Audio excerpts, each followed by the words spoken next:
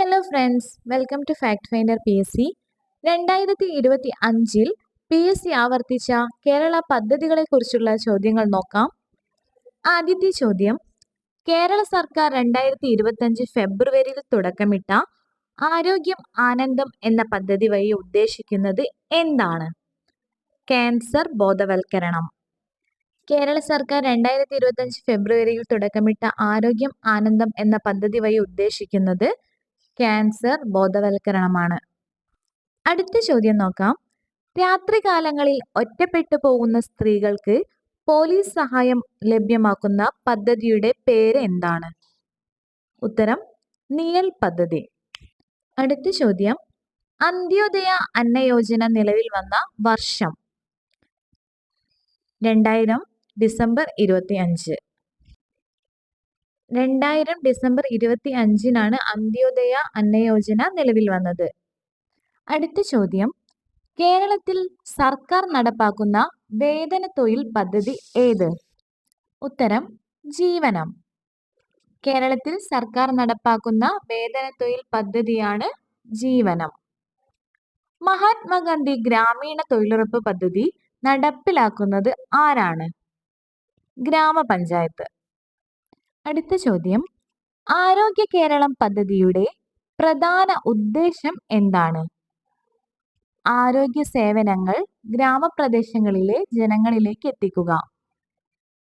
പുനർഗേഹം പദ്ധതിയുടെ ഗുണഭോക്താക്കൾ ആര്? ഉത്തരം മത്സ്യത്തൊഴിലാളി കുടുംബങ്ങൾ. അടുത്ത ചോദ്യം, കേരള സർക്കാരിന്റെ മന്ദഹാസം പദ്ധതി ഏതുമായി ബന്ധപ്പെട്ടിരിക്കുന്നു? വയോജന സംരക്ഷണം.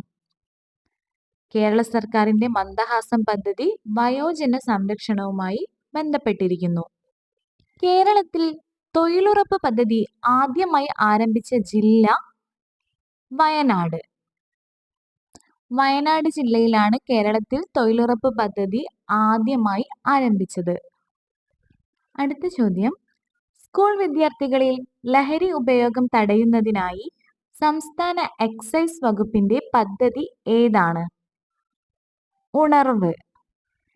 കേരളത്തിൽ സർക്കാർ തലത്തിൽ നടപ്പിലാക്കിയിട്ടുള്ള മരണാനന്തര അവയവ കൈമാറ്റ പദ്ധതി ഏതാണ്? മൃതസഞ്ജീവനി. അടുത്ത ചോദ്യം, കേരള സർക്കാർ തുടക്കം കുറിച്ചിട്ടുള്ള അശ്വമേധം എന്ന പദ്ധതി ഏത് രോഗവുമായി ബന്ധപ്പെട്ടിരിക്കുന്നു? ഉത്തരം കുഷ്ഠരോഗം. ദേശീയ ഗ്രാമീണ തൊഴിലുറപ്പ് പദ്ധതി ആദ്യമായി നടപ്പിലാക്കിയ കേരളത്തിലെ ജില്ലകൾ? പാലക്കാട്, വയനാട്. അടുത്ത ചോദ്യം, ദേശീയ തൊഴിലുറപ്പ് പദ്ധതി പ്രകാരം ഒരു തൊഴിലാളിക്ക് ഒരു സാമ്പത്തിക വർഷം ലഭിക്കുന്ന ഏറ്റവും കൂടുതൽ തൊഴിൽ ദിനങ്ങൾ എത്ര? ഉത്തരം 100. അടുത്ത ചോദ്യം, പ്രമേഹം ബാധിച്ച കുട്ടികൾക്ക് സൗജന്യ ചികിത്സ നൽകുന്നതിന് കേരള ആരോഗ്യ വകുപ്പ് രൂപീകരിച്ച പദ്ധതി ഏതാണ്? ഉത്തരം മിഠായി.